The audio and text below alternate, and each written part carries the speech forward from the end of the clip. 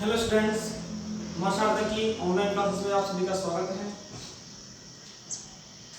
Previous class में हमने हार्डी-शुल्ज़ नियम पूरा कंप्लीट कर लिया, ठीक है। तो आज हम उसी को आगे थोड़ा वो कंटिन्यू करेंगे।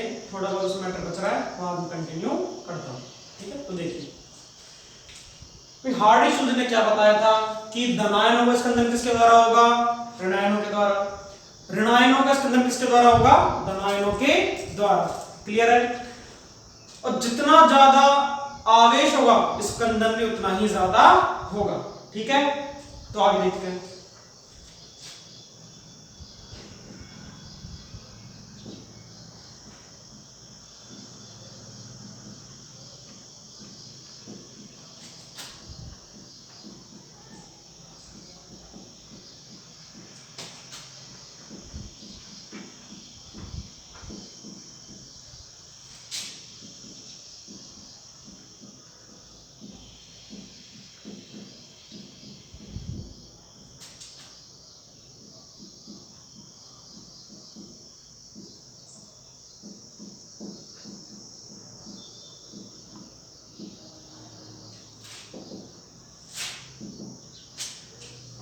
बाहर से बेटा स्कंदन करने के लिए जो तुम विद्युत अपघट्य मिलाओगे उसकी न्यूनतम मात्रा क्या कहलाती है?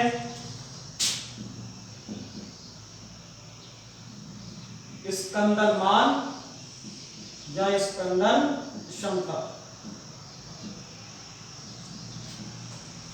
वैद्युत अपघट्य की वह न्यूनतम मात्रा जो स्कंदन के लिए आवश्यक होती है उसे क्या कहते हैं? स्कंदन मान या स्कंदन क्षमता। और इसको निकालने का सूत्र होता है, वो सूत्र देखते हैं।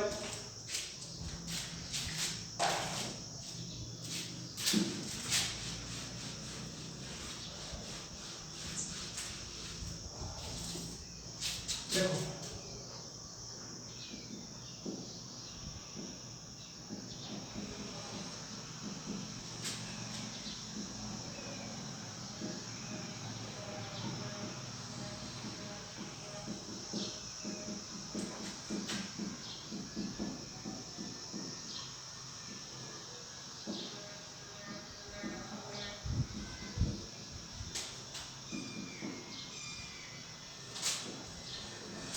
ये क्या होता है बेटा? इसका फॉर्मूला क्या होता है? फॉर्मूला आप एक बार फॉर्मूला लिख लो, फिर उसमें एक्सप्लेन करता हूं कि कैसे इसको अपन निकालेंगे, ठीक है।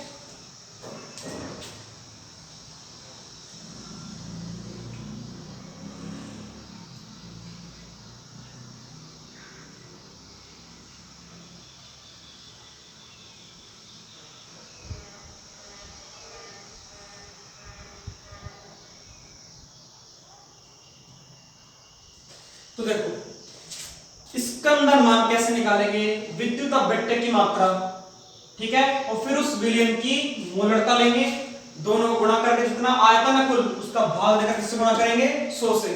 तो जो वैल्यू आएगी वो क्या आएगी? स्कंदन मान, यानी इतनी मात्रा तो आवश्यक है ही है। इससे अगर तुम कम लोगे तो कोलाइडी विलयन का स्कंदन नहीं होगा।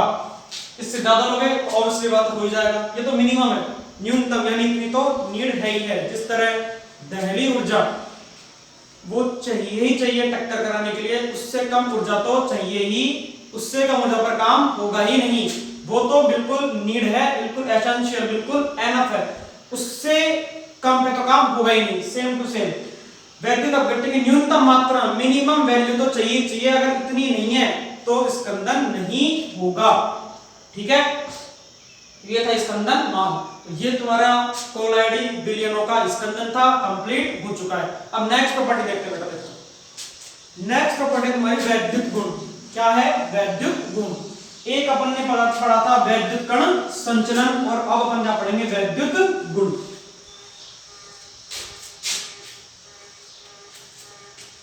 देखो, फिफ्थ प्रॉपर्टी है वैद्युत गुण, इलेक्ट्रिक प्रॉपर्टी। बेटा तुम सब जानते हो कोलाइडी विलयन में दो प्रकार की अवस्थाएं होती हैं, परिक्षेप और परिक्षेपण, डिस्पर्स्ड और डिस्पर्शन। क्लियर है? अब कोलाइडी विलयनों के स्थायित्व का बेटा मेन कारण होता है परिक्षिप्त अवस्था पर जो आवेश होता है या परिक्षिप्त अवस्था के कणों पर जो आवेश होता है, डिस्पर्स मीडिया पर जो आवेश होता है, जो चार्ज होता है, वो यानी किसी भी कोलाइडल विलयन के स्थिति का मुख्य कारण है परिक्षिप्त अवस्था पर उपस्थित आवेश। ठीक है, देखते हैं कैसे। तुम सब जानते हो परिक्षिप्त अवस्था में या तो क्या होंगे, धनावेशित होगा या आवेश दो ही, नेगेटिव और पॉजिटिव, या तो सारे धनावेशित होंगे या सारे ऋणावेशित। जैसे मान लो ये भी कोलाइडल विलयन है, ठीक है, परिक्षिप्त अवस्था में बहुत सारे कण, ये लो प्लस प्लस चार्ज। मैंने माना मेरे पास धनावेशित कोलाइडल विलयन है जिसमें परिक्षिप्त अवस्था पे, परिक्षिप्त जो अवस्था है उस पे कणों का चार्ज, कणों पर आवेश कितना है, प्लस। तो सोचो ये एक कण है, ये एक कण है, दोनों पर समान आवेश, पास आएंगे दूर जाएंगे, दूर क्यों, क्योंकि समान आवेशों के मध्य क्या लगता है, हमेशा प्रतिकर्षण बल। ये भी दूर जाएंगे, ये भी दूर जाएंगे, ये भी दूर जाएंगे, ये भी दूर, ये भी दूर, यानी कभी भी ये कण आपस में दूसरे के पास नहीं आएंगे, चाहे तो धनावेशित हो चाहे ऋणावेशित। और माइनस वाला देख लो, ऐसे माइनस है तो ये भी समान है, ये भी एक दूसरे के पास नहीं आएंगे, और जब तक एक दूसरे के पास नहीं आएंगे तब तक बड़े आकार के कण बनेंगे नहीं और स्कंदन नहीं होगा। तो क्या रहेगा कोलाइडल विलयन, स्कंदन नहीं होगा तो क्या रहेगा, बिल्कुल स्थायी। तो एक कारण ये भी है कि कोलाइडल कणों के स्थायित्व का बेटा मेन कारण होता है, कोलाइडल सोल के स्थायित्व का मेन कारण होता है परिक्षिप्त अवस्था पर उपस्थित आवेश। समान होता है, समान के मध्य प्रतिकर्षण लगेगा, पास पास नहीं आ पाएंगे, ठीक है, दूर दूर रहेंगे, जिससे क्या होगा, कोलाइडल सोल स्थायी होगा। क्योंकि अगर पास आ गए, पास आ जाएंगे, अवक्षेप बन जाएगा, स्कंदन हो जाएगा, स्थायी नहीं होगा। क्लियर, ये था तुम्हारा वैद्युत गुण। ठीक है, अब मैं तुम्हें कुछ ऋणावेशित और धनावेशित कोलाइडल सोल बता देता हूं। ठीक है, तुमको दो तीन एग्जांपल तो तुम्हें याद करने सिंपल से। ठीक है, तो देखिए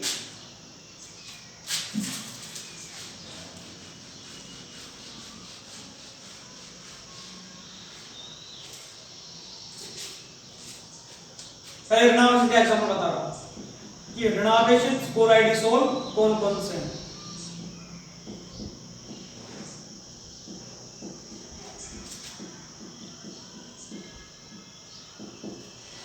सबसे पहले बेटा कॉपर, Ag, Au और Al आदि के सोल, इनके जितने भी सोल बनेंगे वो सारे क्या होंगे, ऋणावेशित, यानी इनमें जो आवेश होगा वो क्या होगा, ऋणावेशित। तो पहले बता चुका हूं, किसी भी कोलाइडल विलयन पर जो आवेश है वो देखकर बताया नहीं जा सकता, इसे वैद्युतकरण संचलन द्वारा फाइंड आउट करेंगे। ठीक है, first. Second cadmium sulphide, As2S3 arsenic sulphide, ठीक है, और एक Sb2S3 एंटीमनी सल्फाइड। इनके सारे सोल क्या होंगे, ऋणावेशित। क्या होंगे, ऋणावेशित। हीमोग्लोबिन कैसा होता है, ऋणावेशित सोल। ठीक है, ये तीन एग्जांपल याद कर लो बस, दैट्स इट, इनफ है कि ऋणावेशित कोलाइडल सोल के तीन एग्जांपल लिख लो इनको, क्योंकि नोट्स आने में टाइम लगेगा, तो ये लिख लो एक बार। ठीक है,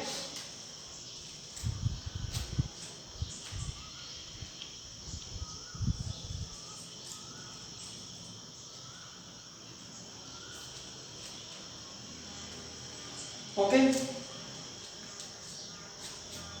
और देख लो जैसे स्टार्च, जिलेटिन, ये सारे क्या होते हैं, ऋणावेशित। क्या होते हैं, ऋणावेशित। अब किसको देखेंगे, धनावेशित को, कि धनावेशित कोलाइडल सोल कौन कौन से होते हैं।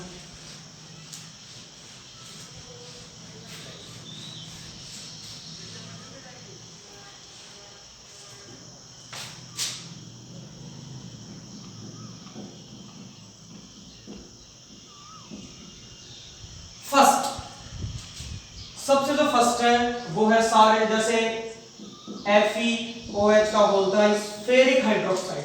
क्या है, ferric hydroxide. Aluminium hydroxide, AlOH का होल थ्राइस। जलयोजित हाइड्रोक्साइड,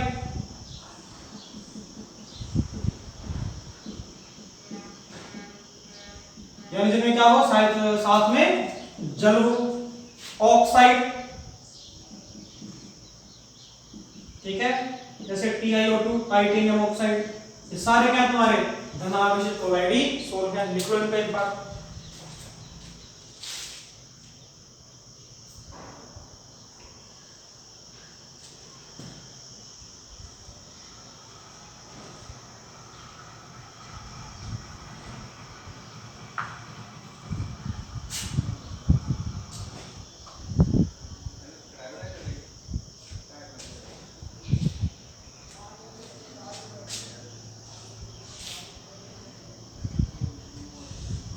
ठीक है बेटा, अब देखते हैं।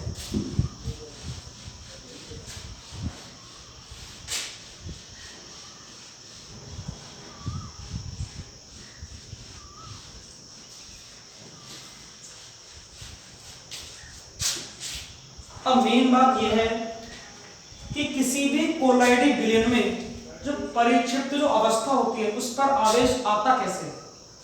भाई जैसे मान लो ये मेरे पास ए परिक्षिप्त अवस्था है, बी परिक्षेपण अवस्था है, ठीक है, डिस्पर्स्ड, ये डिस्पर्शन, मिलकर क्या बनाएंगे? Colloidal solution. अंडरस्टैंड?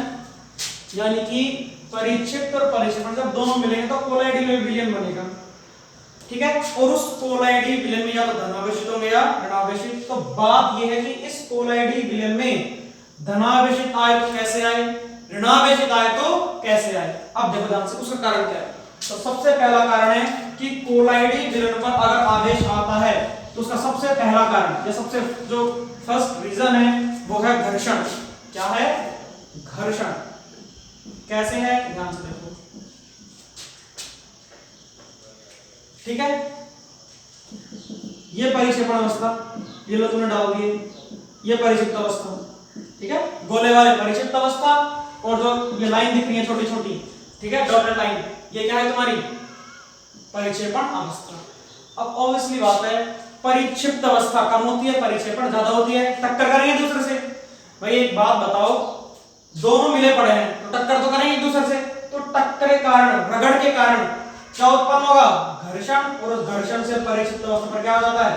आवेश। क्या आ जाता है? आवेश। सिंपल सा। पहला कारण क्या हो गया कि परिक्षिप्त अवस्था और परिक्षेपण अवस्थाओं के कणों के मध्य घर्षण के कारण परिक्षिप्त अवस्था पे क्या उत्पन्न हो जाता है? आवेश। क्या उत्पन्न हो जाता है? आवेश। ठीक है, देखो बनाओ डायग्राम बनाना चाहो।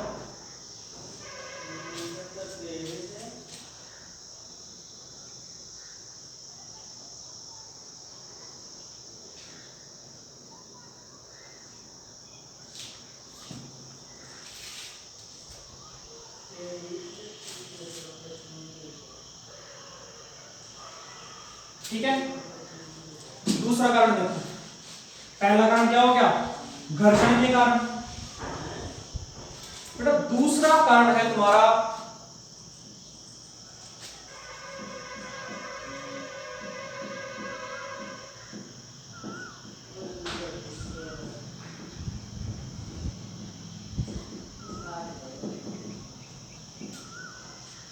अणुओं के विघटन द्वारा।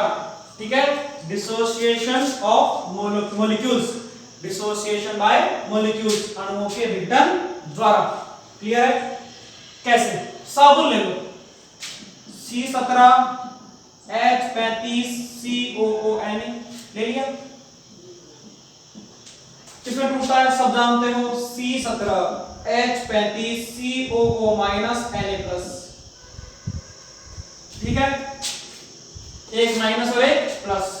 Na तक तो क्या करते हैं बेटा, विलयन में चले जाते हैं, लेकिन ये जो है हाइड्रोकार्बन, अब देखो इस ध्रुवीय भाग पर जो माइनस आवेश है ये इस हाइड्रोकार्बन भाग के साथ लगातार संगुणित होता रहता है, जिससे क्या बनता है? ऋणावेशित कोलाइडी सोल। तो साबुन का सोल कैसा होता है? ऋणावेशित। कारण क्या है? ध्रुवीय भाग पर जो माइनस आवेश है, ध्रुवीय भाग पर जो ऋणावेश है वो लगातार हाइड्रोकार्बन भाग के साथ क्या करता रहेगा? संगुणित होता रहेगा, टक्कर करता रहेगा, जिससे क्या आवेश आ जाएगा पूरे विलयन पर? ऋणावेश। क्या आ जाएगा? ऋणावेश आवेश आ जाएगा, ऋणावेशित। तो क्या हो जाएगा? साबुन कैसा है? ऋणावेशित सोल। बना लो रिएक्शन।